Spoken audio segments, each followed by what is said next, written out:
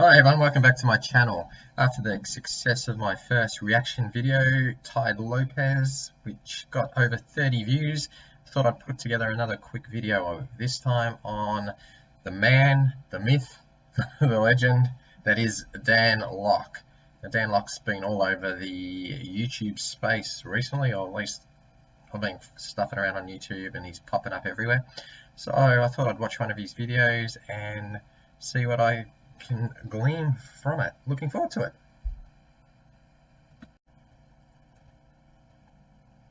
Alright, here he is, the man, the myth, the legend, the one and only Dan the Man Lok. Let's check out what he has to say. Today I want to share with you exactly how I retired at the age of 27. How I did it, and maybe how you could do it as well.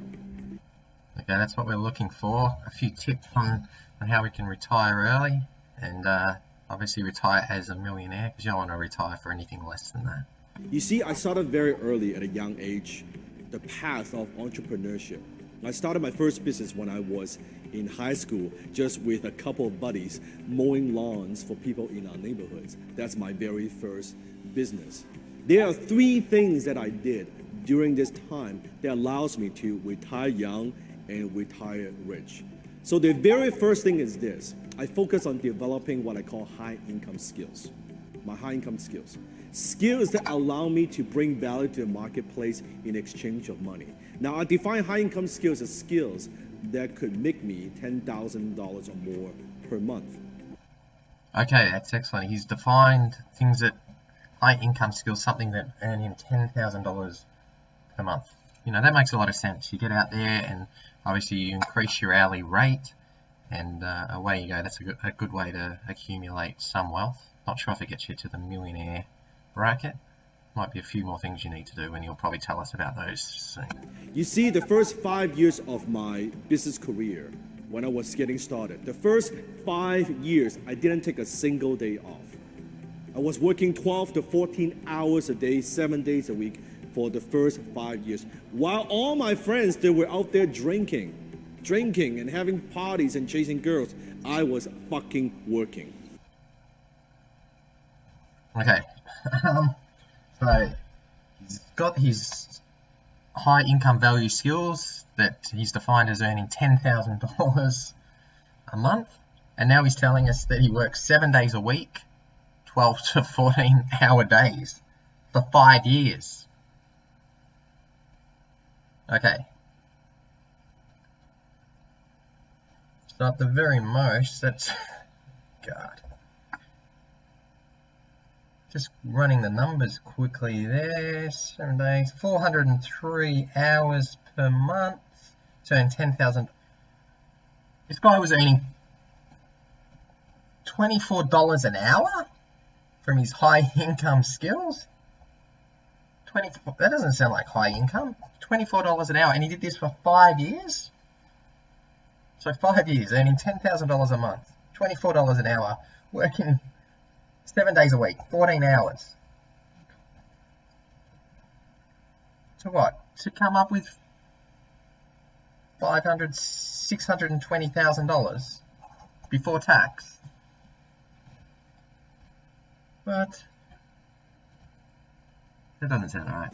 I sacrifice. I made a lot of sacrifices. Yeah, I believe if you don't sacrifice for your dream, then your dream becomes your sacrifice. So I made a decision. I paid the price early on. I spent a few years of my life working on myself, working on my business, doing the things that most people are too lazy to do, not willing to do, so I could have what most people cannot have. I think most people can pretty easily go out there and get a job that pays $24 an hour.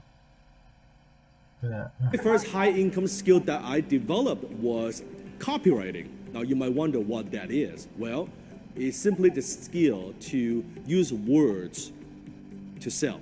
That's it. Well, he's friggin' learned that skill. Using words to sell. Print persuasion, or persuasion in print. And I was running a one-man advertising agency myself. If you watch the TV show Mad Men, No wonder he's working 7 days a week, 14 hours a day. He's running the whole thing himself. Maybe this guy needs to learn a trick or two. That's kind of what I was doing, without all the smoking and all that bullshit. But I was basically a marketing guy in my early 20s, working with companies, working with entrepreneurs. And I was making $10,000 a month, $12,000 a month in my early 20s. And at the time, I thought it was like, I felt like $1 million. I thought He felt like what? He's earning $10,000 a month, working 7 days a week, 14 hours a day, and he's feeling like $1 million. It's this. What? It was the most money I've ever seen. And I did that. Then later on, I took that money, the income that I earned, I put that aside, and I started, quote unquote, a scalable business. Now, if you want to retire early and retire young, how can he start a scalable business now? He hasn't even learned the art of delegation. He's worked a one-man business that he's told us, $10,000 a month. He's working 14 hours as a one-man show, and now suddenly he's going to say he's into some scalable business? I think he needs to do something on the art of delegation here. One of the most important things that you have to know is noticing and identifying trends. At the time, I went onto the internet. I saw the... How has he got time to go on the internet? He's working 14 hours a day, 7 days a week. And now he's screwing around on the internet? This trend on the internet. We're talking about back then, remember Netscape? Dial-up modem. I'm talking about Overture for pay-per-click. You know, good old days. You watching this young guys, you may or may not even know this, but I'm talking about Yahoo for search engines. Okay, Facebook, and then later on Google. But I'm talking about that's when I got started, back then, early, and I noticed the trend on the internet. You noticed the internet trend. Okay, what did he do with this internet trend? And I was importing collectibles from Hong Kong, Bruce Lee collectibles actually. And what? He became a millionaire importing Bruce Lee collectibles? Is there that much a demand for importing Bruce Lee collectibles? I was flipping them on eBay. Is Canada nuts for Bruce Lee collectibles? What's going on? He's flipping he's flipping Bruce Lee collectibles on eBay. I was doing affiliate marketing. I was doing digital marketing online. I was selling digital products. Before PDF, before all these things were even popular, software. All these things, and that's how my first bucket of money. Then I took that money and I sold some of those businesses, so I cashed out, and I took that money and I invest in real estate. Then okay, please tell us name of business, what you cashed it out for, who bought it, something like that would be good. Investments are able to support my life. Then he bought real estate. That's okay. how I retired at the age of 27. But here's one thing I've learned through that experience. At the age of 27, I thought this was my dream. I thought I want to get to a point where I don't have to work anymore. I'll sit on the beach all day and that is going to be it. And I did that the first month. First 30 days, I was sitting on the beach on English Bay. Just sitting there every single... Now, if I'm not mistaken, English Bay is in Vancouver, where he is. So he went to his local beach and sat there for 30 days.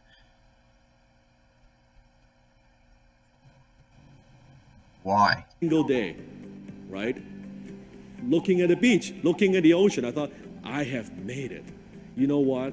All I got was sunburned. That's it.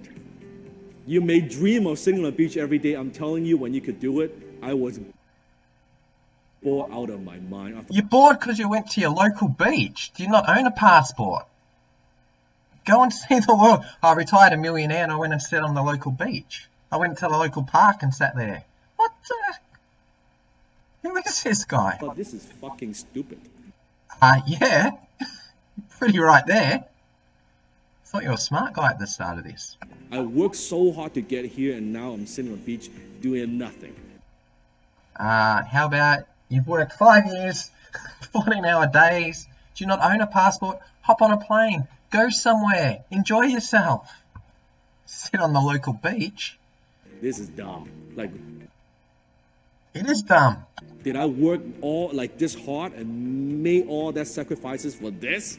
Like, come on. Because you gotta understand, when you're entrepreneur, I was going like this every day, go, go, go, go, go. Suddenly, when you have nothing to do, when you cash out, when you have investments, you're like, okay, I guess, what else do you do? Right? After 30 days of that, I was sick and tired of it. I'm like, this is the dumbest thing ever. So the second month, I did something different. I actually thought, you know what, I'm gonna watch some movies. So at the time, I rented a lot of movies. A lot. I was watching 6, 7 movies, the DVDs, stack of them, every single day. He's watching 6 or 7 movies every day.